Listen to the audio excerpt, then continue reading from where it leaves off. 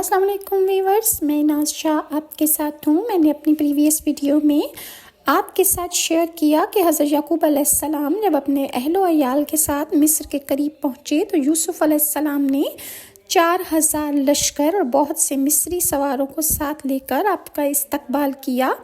جھنڈے اور قیمتی پرچم لہراتے ہوئے کتارے باندھے مصری باشندے جلوس کے ساتھ روانہ ہوئے۔ حضرت یعقوب علیہ السلام نے اپنے فرزند یہودا کو کہا، یہ فرعون مصر کا لشکر ہے۔ تو یہودا نے عرض کیا کہ جی نہیں، یہ آپ کے فرزند حضرت یوسف علیہ السلام ہیں جو اپنے لشکروں اور سواروں کے ساتھ آپ کے استقبال کے لیے آئے ہوئے ہیں۔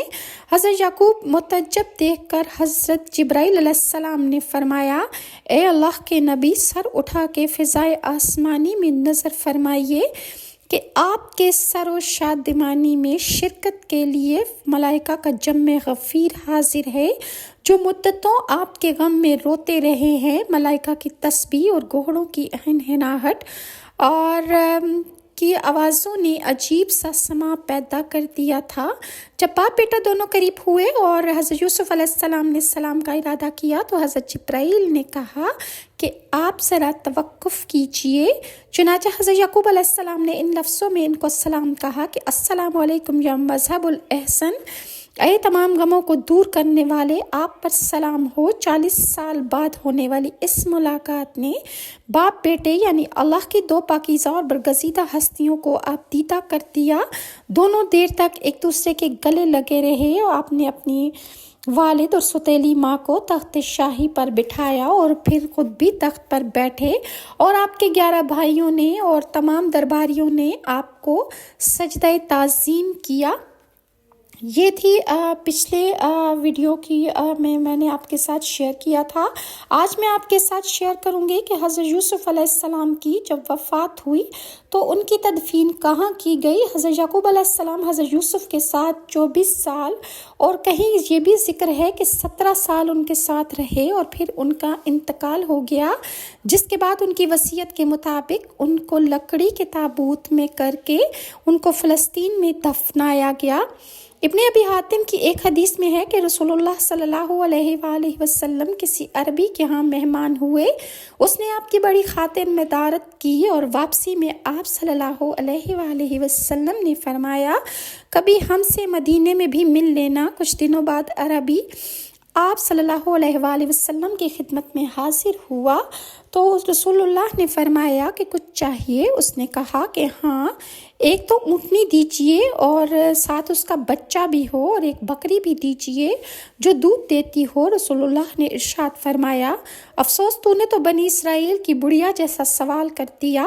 صحابہ نے پوچھا کہ یا رسول اللہ وہ کیا واقعہ ہے؟ تو رسول اللہ نے ارشاد فرمایا، جب حضرت کلیم اللہ بنی اسرائیل کو لے کر چلے تو راستہ بھول گئے، 1000 کوشش کی لیکن راہ نہ ملی۔ آپ نے لوگوں کو جمع کر کے پوچھا کہ یہ کیا اندھیر ہے؟ تو علماء بنی اسرائیل نے کہا، بات یہ ہے کہ حضرت یوسف علیہ السلام نے اپنے آخر وقت ہم سے عہد لیا تھا کہ جب ہم مصر سے چلیں تو آپ کے تابوت کو بھی یہاں سے اپنے ساتھ لیتے جائیں۔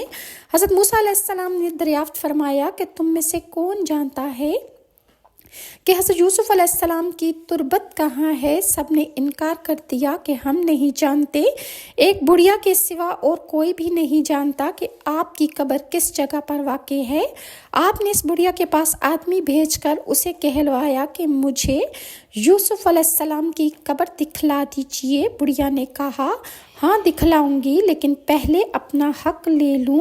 حضرت موسیٰ علیہ السلام نے کہا، تو کیا چاہتی ہے؟ اس بڑھیا نے جواب دیا کہ میں جنت میں آپ کا ساتھ چاہتی ہوں۔ آپ نے اس پر آپ کا سوال بہت بھاری آپ کو پڑا۔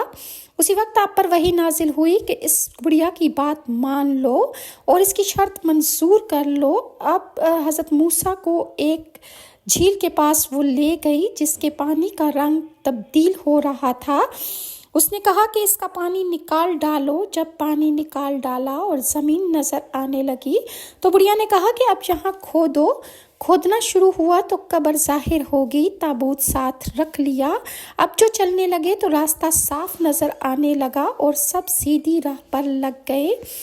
حضرت یوسف علیہ السلام نے 120 سال کی عمر پائی۔ ان کی وفات کے بعد ان کے چاہنے والوں میں ان میں اختلاف پیدا ہو گیا کہ ان کی تدفین کہاں ہو۔ ہر ایک اپنے محلے میں ان کی تدفین چاہتا تھا، اس لیے یہ فیصلہ کیا گیا کہ ان کی تدفین دریائے نیل میں کی جائے گی تاکہ وہاں کا پانی ان کی قبر سے گزر کر سب کے پاس پہنچے اور وہ پانی سب کے لیے خیر اور برکت کا پانی ہو۔ اس لیے آپ کی میت کو سنگ مرمر کے صندوق میں بند کر کے دریائے نیل میں دفن کر دیا گیا۔ پھر 400 سال بعد حضرت موسیٰ علیہ السلام کے زمانے میں جب اللہ تعالیٰ نے بنی اسرائیل کو حضرت موسیٰ کی قیادت میں مصر چھوڑنے کا حکم دیا تو سیدنا موسیٰ علیہ السلام کو حضرت یوسف کی میت بھی اپنے ساتھ لے جانے کا اللہ نے حکم دیا، جس پر حضرت موسیٰ ان کا تابوت وہاں سے نکال کر اپنے ساتھ فلسطین لے گئے، جہاں حضرت یوسف علیہ السلام کے تابوت کو ان کے آباء و اجداد یعنی حضرت اسحاق جو ان کے دادا تھے اور حضرت یعقوب جو ان کے والد تھے، ان کے پہلو میں انہیں دفن کیا گیا۔ اس وقت حضرت یوسف کا مزار جو ہے وہ فلسطین میں ہے۔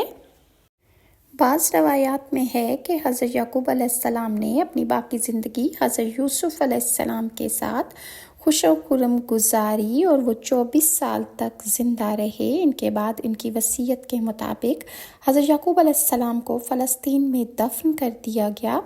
حضرت یوسف علیہ السلام نے حضرت یعقوب علیہ السلام کی وفات کے بعد مزید 24 سال تک مصر پر حکومت کی اور 120 سال کی عمر میں انہوں نے وفات پائی۔ ان کی وفات کے بعد ان کے چاہنے والوں میں بہت زیادہ اختلاف پیدا ہو گیا تھا، کیونکہ ہر کوئی یہ چاہتا تھا کہ حضرت یوسف علیہ السلام کو ان کے محلے میں دفن کیا جائے تاکہ ان کے گھروں میں برکت رہے، لیکن پھر اہلیان مصر کی منشور کے مطابق حضرت یوسف علیہ السلام کو سنگ مرمر کے تابوت میں میت کو رات میں ہی دفن کر دیا گیا کہ دریائے نیل کا پانی حضرت یوسف علیہ السلام کی قبر کو چھو کر گزرے اور وہ پانی سب کے لیے بابرکت ثابت ہو۔ اور پھر حضرت موسیٰ علیہ السلام اسلام کی قیادت میں بنی اسرائیل کو مصر چھوڑنے کا جب حکم ملا تو حضرت موسیٰ علیہ السلام حضرت یوسف علیہ السلام کی میت مبارک کو بھی اپنے ساتھ لے گئے اور حضرت یعقوب اور حضرت اسحاق علیہ السلام کے ساتھ فلسطین میں